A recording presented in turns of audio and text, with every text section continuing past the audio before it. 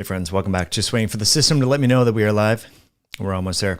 Okay, so in today's video, we're going to talk about the 4th, 5th, 6th, 7th, 8th, 9th, 10th booster and the original antigenic sin. I think this is a concept that has been circulating. It's been known since like the 1960s, I believe, was one of the first times that this was elucidated in the medical literature. And I feel like now is a timely time to revisit this old idea, how immunologic memory actually has some downsides. And that downside is that if the initial antigen is imprinted on the immune system, that perhaps subsequent variations of that initial antigen can have a attenuated antibody response that would be blunted compared to what would happen in infection-naive individuals. Now, again, anytime you have these conversations, they are at risk for censorship, so I'm not trying to discourage anyone from making any decisions.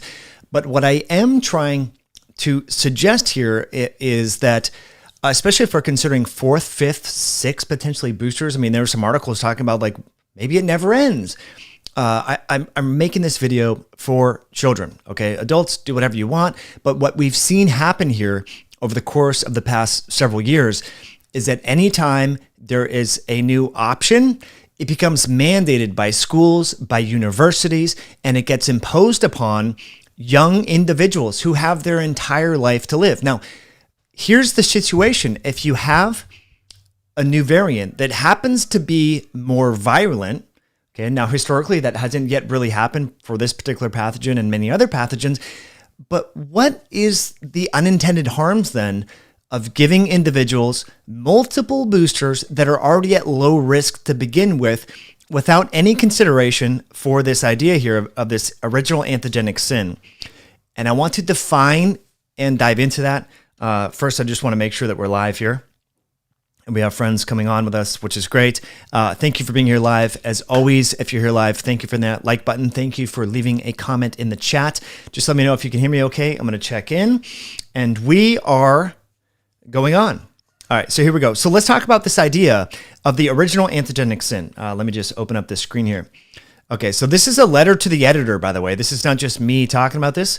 As you can see here, original antigenic sin, a potential threat beyond the development of booster vaccinations against novel SARS-CoV-2 variant. Okay, as was described by Francis in the 1960s, this phenomenon occurs in the second exposure of the immune system to a similar pathogen which it has been previously exposed. So we're talking about new variants, new flavors of an antigen. Okay, we now know that there's the Omicron variant, which is 15 iterations away from the original SARS-CoV-2 virus. Now the BA2 variant, right, is a subvariant of Omicron. So obviously, because a positive sense RNA, single-stranded virus, it's replicating very quickly. It's able to make random errors in its replication process in the DNA. And those errors, if they're favorable, are selected for. And that is how variants arise. But as the phenomenon goes on, and I'm just providing you information, my friends. So this is, again, reading directly from this paper. So what is the original antigenic sin? When you keep hammering the immune system with the same antigen, then a variant of the same pathogen comes around. It seems that, based upon the data, and there's research that we're going to go into, that there is some unintended harms to prior memory, and especially repeating exposure to an antigen that is no longer in circulation might be a challenge. So, as the article goes on to say, in this situation, the immune system progresses to a memory response when it's exposed to the pathogen, and it's generating cross-reactive antibodies that may not be effective for the new variant of the pathogen. Okay, and so they say in this way, original antigenic sin can trigger evasion of emerging variants in those who have been affected by a virus or vaccinated against a virus. Former versions of the virus, that is. In the context of coronaviruses, cross-neutralization is a rare event, but cross-reactivity in antibody binding to spike protein is common. And so several papers have been written about original antigenic sin throughout the course of the pandemic because some people speculated, it could be that individuals who were exposed to more benign cold-causing human coronaviruses HCOV229E comes to mind, for example. They might not mount a sufficient immune response to SARS-CoV-2, but now more and more papers are coming out talking about potentially repeated boosters and the potential downsides should a more virulent variant come around. Now, again, I'm just having this conversation. We should be able to have these conversations. Hopefully YouTube doesn't censor these videos and people don't get upset with me. I think by now most people have decided whether or not they're going to get their primary course of immunization. I'm just making this video to help those people do further research should they want to consider 4th, 5th, 7th, 8th, 9th, 10th booster. I mean, where does it end? And immunologists, for example, Monica Gandhi was on Peter Attia's podcast back in January. And Peter Attia asked this very question. He said, Monica, why wouldn't we just have repeated boosters? Why would we stop at 2, 3? Let's just keep going. Every month, new variant, new booster. And she sort of laughed at his satirical question, but he was trying to get from her, public health expert, infectious disease expert. She says, well, it's called the original antigenic sin. When you imprint the original antigen in the immune system, when there's a new flavor of that, there's some unintended harms there, and it could be that the immune response is insufficient. Now, some of you probably don't have COVID on your radar because mandates have been lifted. There's no more restrictions here in the U.S., but Google what's going on in Israel, what's going on in Ireland, what's going on in Europe, and there is a resurgence. And as we're seeing here in the U.S., if you look at the wastewater analysis, there's more virus in wastewater. So this is a topic that I think we should be able to talk about. Now, there's another paper that I want to share with you. Actually, don't have it. I don't have it on this particular screen here. But I thought it was a good one. I'll link it below after we film this. The title here is Original Antigenic Sin, the Downside of Immunologic Memory and Implications for COVID-19. They have a great explanation of sort of what this is. A memory response triggered to a similar but not identical array of antigens, i.e. a new exposure to a related but antigenically distant pathogen can potentially be less effective than a response elicited in absence of memory. Okay, so this original antigenic sin could also be a challenge for people who have had prior immunity as well, right? From the OG variant and so forth. So we're not just talking about immunizations here, but again, I share this because we have seen myopic, short-sighted thinking be implemented, mandated in all facets of society, from schools, from the educational system, from the government, and all sorts of rules and regulations and restrictions. And I can see a situation where should Moderna or Pfizer, both of which are seeking FDA authorization for the emergency use authorization of their immunization, their vaccines for a 4th booster, I can see a situation where maybe school kids in the state of like California or New York are unable to go to a sporting event unless they have a 4th booster. Look, this isn't, if you would have asked me 2 years ago if that would have ever been a situation, I would say, no way. But we've seen the world change quite, profoundly in the past several years.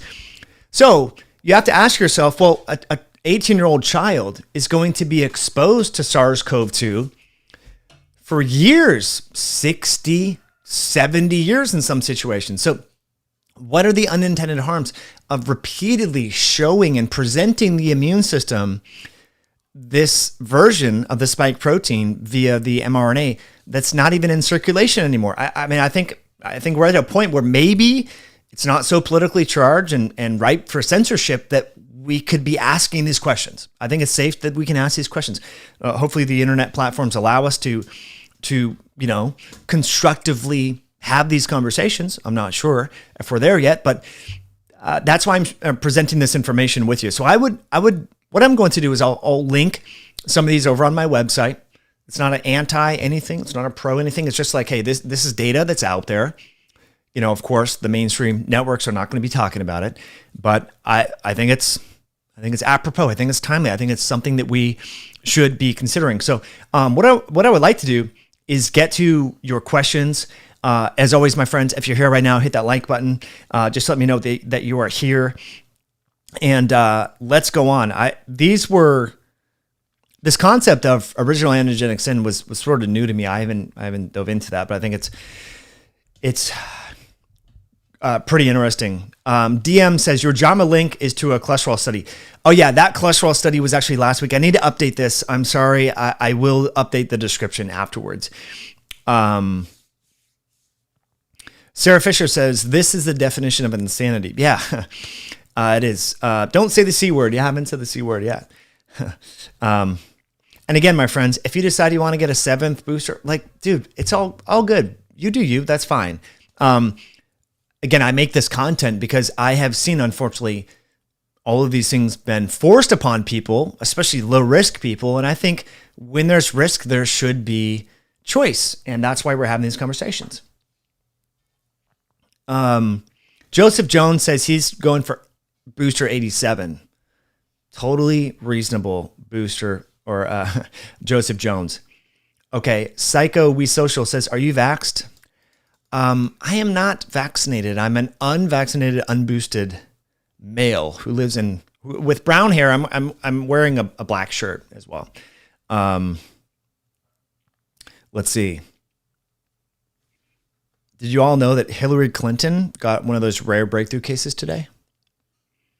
Just letting you know. That's in case you haven't been following the news. Rudy Studio, Sam, what's going on? Sam and I were going to film a little bit deeper dive onto this. There's not a whole lot to say in terms of all of the depth in the research on this, but I think it's quite interesting. Look, I just like to cover stuff that the media is ignoring. You know, one thing that I wanted to address with you, imagine a situation where vitamin D raw material suppliers were influencing the Food and Drug Administration to change the guidance of, say, the recommended daily allowance. Like, imagine the outrage of people if they were to say, hey, look, you need way more vitamin D. Like, you need to crank this up. And it wasn't like a group of physicians that were suggesting that you need more vitamin D. It was the people selling the vitamin D. I mean, just think about a situation like that, or replace vitamin D with zinc or selenium. Imagine a situation where the people selling the raw material were sort of courting the regulatory bodies to incite them to authorize the situation where they could be taking more of their product. Now, look, okay, that would be a phenomenon where people would be outraged and talk about profiteering, exploitation, conflicts of interest. All of those things would be, I can just envision the op-ed pieces because, the New York Times, the Washington Post, they are very anti-vitamin, very anti-nutrition. When they talk about vitamins and nutrients and things like that, it's really in sort of a condescending, disparaging tone. Well, it's kind of interesting, right? Where there's these conversations of a 4th dose and, and so on. And there's really no one questioning anything, saying, oh yeah, I've been waiting. I can't wait to get my 4th one, right? It's like, look, you do you, but like I said, what I'm exposing here is the double standards have just been really interesting throughout the course of this whole challenge. Anyway.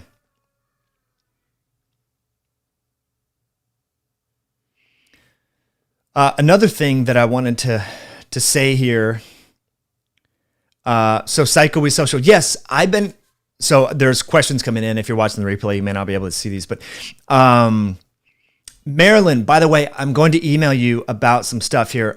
Marilyn, just want you to know, super grateful for all of your shares over on Instagram, and I'm going to share with you some coupon code for that because you've been sharing a lot about the electrolytes. So thank you for that, Marilyn. Just a very quick small plug, my friends. We now have over 93 reviews on the new electrolyte sticks. If you exercise, if you fast, if you go in the sauna, check it out. Use the coupon code podcast over at Myoscience. We've had just tons of great feedback, and I want you to be keen in on that. So check it out. There will be links below. But Marilyn, you have a special coupon headed your way for all of your shares. Deb says studies are talking about heart issues. Yeah, but to be fair, Deb, just saying, There could be heart issues with the natural course of infection as well. But I do hear you. You know, we should be evaluating all this stuff. Jackie Ryan says, "Do you subscribe to the concept of shedding?" Yeah, it's so interesting. You know, mechanistically, I have no idea how this happens, if it does. But I will tell you, I have numerous women in my life who will say firsthand that their menstrual cycle has changed when being around people who recently got a thingamajiggy. How do you explain that without some sort of shedding notion? This should be studied. This should be looked at. I agree. And I think Marilyn is hinting, other people are hinting at that. I've tried to think mechanistically how this could possibly be working. Because essentially you're getting a messenger RNA that's in a spherical nanoparticle-like structure. You know, it's going into your cells, causing your ribosomes to make a protein and so on. How would that cause shedding? I really don't know. But there's enough people who have said that they've experienced hormonal changes by just being around someone. It's super fascinating. So we got Jason at Final Star Fitness over here. What's happening, Jason?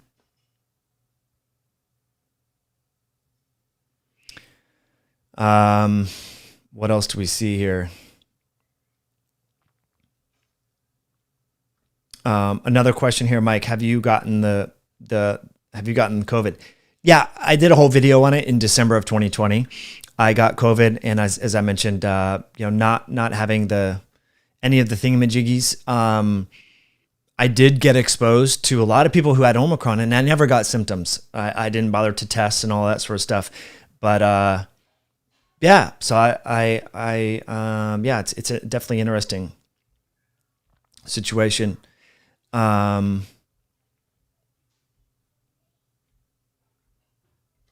Yeah. Okay. Any health related? There's a lot of interesting comments coming in here. Deb says, "My body, my choice." Deb, we respect that, but the people who talk about that sometimes don't respect what you exactly said. So there was a heart attack. A recent cyclist had a heart issue. I didn't know that. Milton says, "I know this wasn't your intent, but we should increase the recommended daily vitamin D intake levels to promote moderated sun exposure." Yeah, I'm with that. Mike Miller says, "Here in Ontario, they finally got rid of mask mandates, but there are still more people wearing them than not. Super bizarre." Yeah, I mean, you know, isn't it funny how just after a few years of doing something new, everyone has adopted these habits? You know, one of the things that I see this around Seattle all the time, and we're actually going on vacation tomorrow, and we needed to get a COVID test, and it was only the second time I've ever done a COVID test. And we went to University of Washington, has a free COVID test, and I was just blown away at the medical waste. You know, first of all, you drive around, there's cones all over the place. There's like 7 of these massive tents. You think you're going into like a homeless, feeding shelter. I don't know what, but it's just massive tents, heaters everywhere. People are in plastic gowns, face shield, gloves, disposable gloves, plastic, just trash everywhere from all the plastic things. What I think is so ironic about this is I asked them, how many COVID tests are you doing a day? It's like, around 600 to 2,000. I'm like, geez. So think about that. That's 600 gloves, or plus or minus, right? Test tubes, samples, plastic. I mean, remember how bad plastic straws were? Like straws were going to kill the whales and the fish. It was just going to cause it. And no one cares. And again, the governor of the state of Washington ran, I don't know if you guys remember, he was trying to be elected to be the president of the United States of America. And his sole campaign promise was saving the environment. Saving the environment, Jay Inslee. Yet he's advocating and has been a big part of mass testing sites all over the place. Everyone gets tested for the COVID. Why isn't anyone who's a ostensible, environmentalist, it's funny, no one gives a crap about all the disposable gloves, about all the testing, about all the syringes and all the stuff. Like, why doesn't anyone care? It's just amazing how we have so many of these double standards. Deb says she takes D3 and K2 together. Cool. I didn't know Udi Ravenscoff did a paper on low cholesterol and so forth. I'll have to check that out. Your coworker tests for COVID every day. Gosh, this is insane. This is so insane.